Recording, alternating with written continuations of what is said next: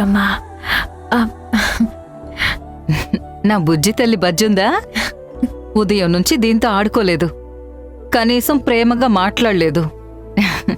ఒక్క పూట నా చిట్టి తల్లికి దూరంగా ఉంటే ఎన్నో యుగాలు గడిచినట్టు ఉంటుంది. అమ్మా వింధ్య, ఇది సంధ్య ఇంటికి పంపించు.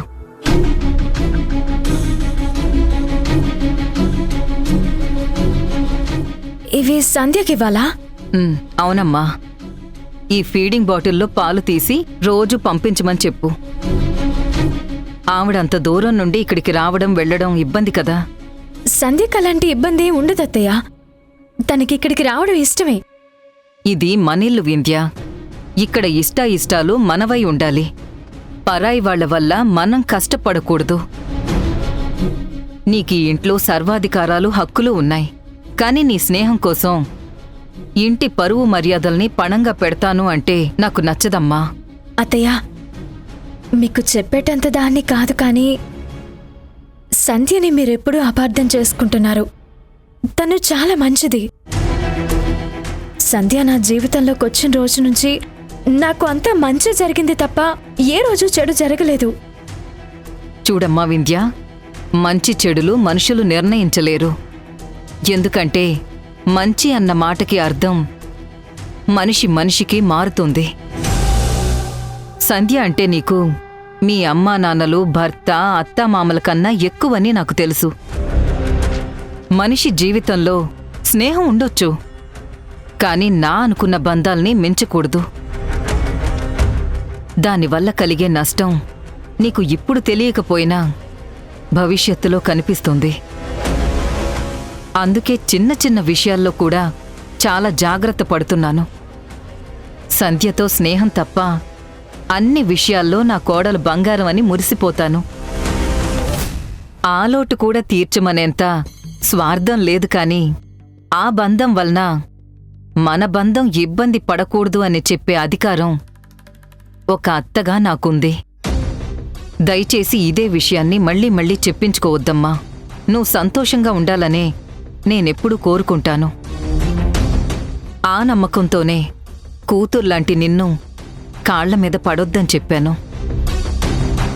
మోసం అన్న మాట, అబద్ధం అన్న పదం నాకు నచ్చవమ్మా.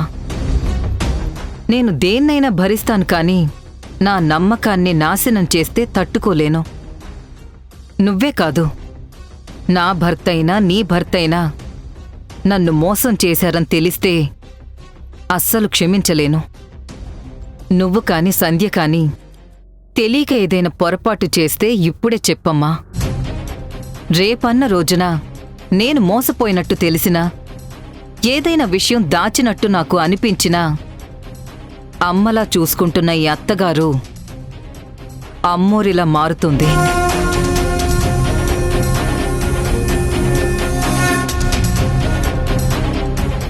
నా మాటల్ని హెచ్చరికలా కాకుండా సంధ్యతో నీ స్నేహానికి నేను పెడుతున్న సరిహద్దులా మాత్రమే భావించు.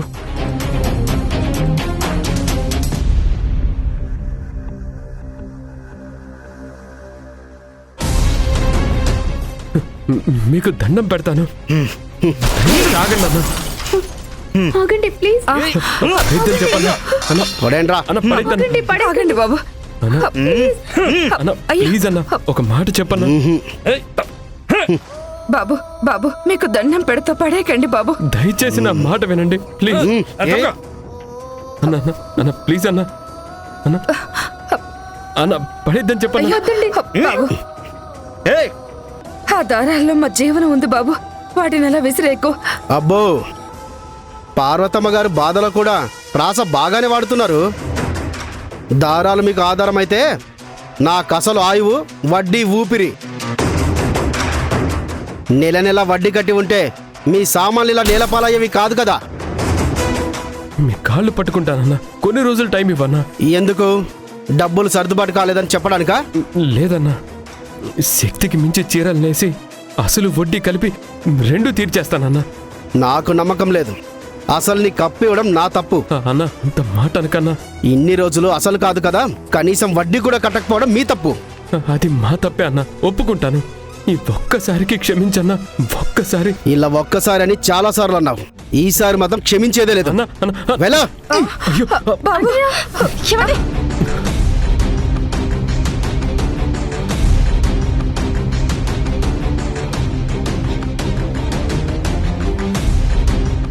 ఏయ్, ఏంటిది? అప్పు ఇచ్చినంత మాత్రాన మేమేం బానిసలం కాదు. ఎందుకింత దౌర్జన్యం చేస్తున్నావు? నిన్నో మీ ఆయన్నో మీ అత్తగారినో లాగి పెట్టి కొట్టడం, జేసీబీలు తీసుకొచ్చి ఇల్లు కూలగొట్టడం, పెట్రోల్ పోసి ఇల్లు తగలబెట్టడం, ఇవి దౌర్జన్యం అంటే.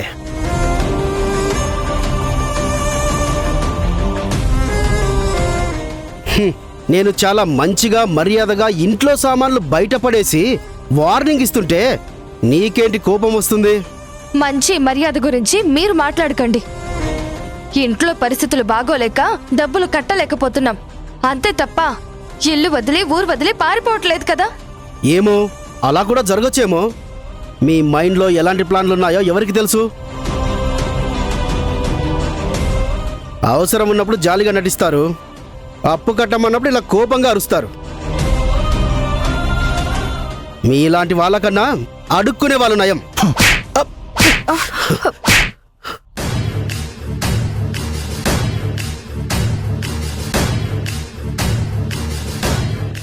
ఏంట్రా నోటికొచ్చినట్టు వాగుతున్నావు?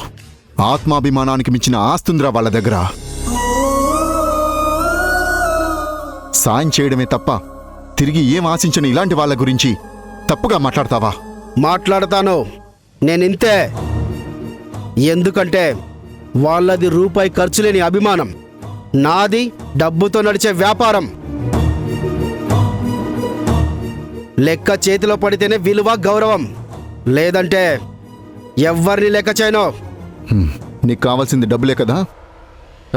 రాజేష్ గారు మీరు ఆగండి. నువ్వు ఆగు శ్రీకర్.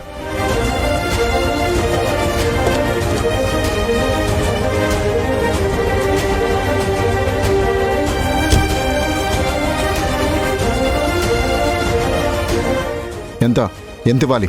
అసలు 2 లక్షలు, వడ్డీ 48,000. మొత్తం కలిపి 2,50,000 ఉన్నాయి. ఇవ్వాల్సిన దానికంటే 2,000 ఎక్కువే ఇస్తున్నాను. ఇంకోసారి ఇలా మర్యాద లేకుండా ప్రవర్తిస్తే నీతో ఇలా ఇంటి ముందు కాదు, పోలీస్ స్టేషన్లో మాట్లాడాల్సి వస్తుంది. అవసరం లేదు, రండ్రా. ఆగో. ఏంటి? మర్యాదగా బయటపడేసిన సామాన్లన్నీ లోపల పెట్టమని చెప్పు. రేయ్, సామాన్లన్నీ లోపల సర్దండి. సరే అన్నా. రాజేష్ గారు వాడికి డబ్బులు ఎందుకు ఇచ్చారు? ఏదో ఒక విధంగా కష్టపడి నేనే అరేంజ్ చేసేవాడిని కదా. శ్రీకర్, నీ భార్య నా భార్య బెస్ట్ ఫ్రెండ్స్. అంటే మనం ఫ్యామిలీ ఫ్రెండ్స్.